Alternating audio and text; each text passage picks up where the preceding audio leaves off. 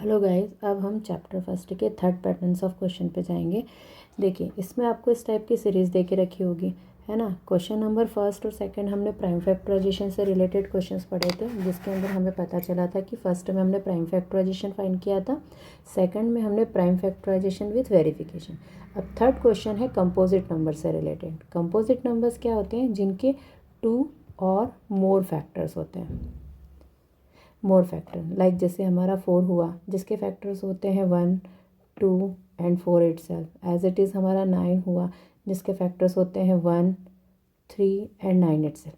मतलब जिनके भी 2 से ज़्यादा फैक्टर्स होते हैं वो नंबर क्या कहलाते हैं? Composite number. ठीक है, तो अब हम क्वेश्चंस की ओर जाते हैं।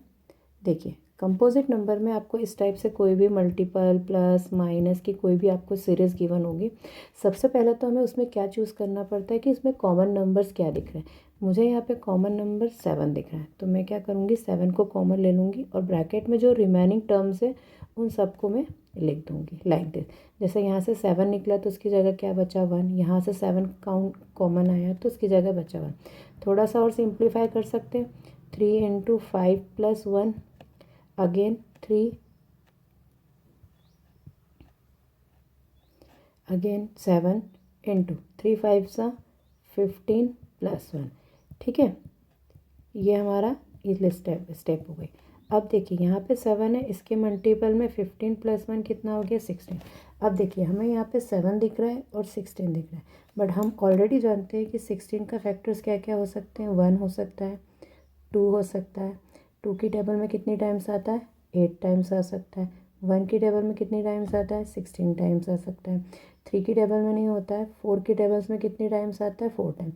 मतलब इसके कितने फैक्टर्स दिख रहे हैं मुझे? 5 फैक्टर्स दिख रहे हैं। मतलब ये कंपोजिट है अपने आप में, और एक ये 7, तो इसके कितने सारे फैक्टर्स हो गए अगर हम इनका मल्टीप्लाई भी करते हैं तो 7 एंड 16 बोथ आर मल्टीपल। तो क्या लिखेंगे हम यहाँ पे?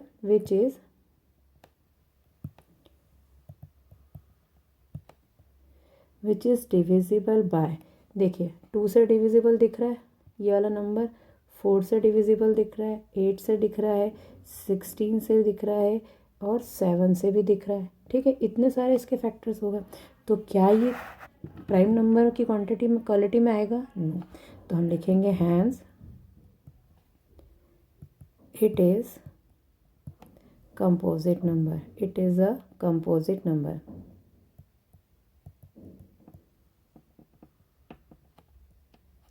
ओके, एक और एक एग्जांपल का क्वेश्चन से आप करके देखिएगा एज अ प्रैक्टिस। इसी टाइप के क्वेश्चंस में पूछा जाता है, जैसे 5 × 11 × 17 + 3 × 11। अब इन दोनों में से जो भी कॉमन आ रहा है, फ़िलहाल मुझे 11 कॉमन दिख रहा है, मैं 11 को कॉमन ले लूँगी। तो आया 5 × 17 + 3।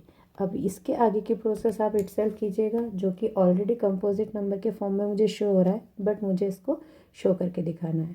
Thank you.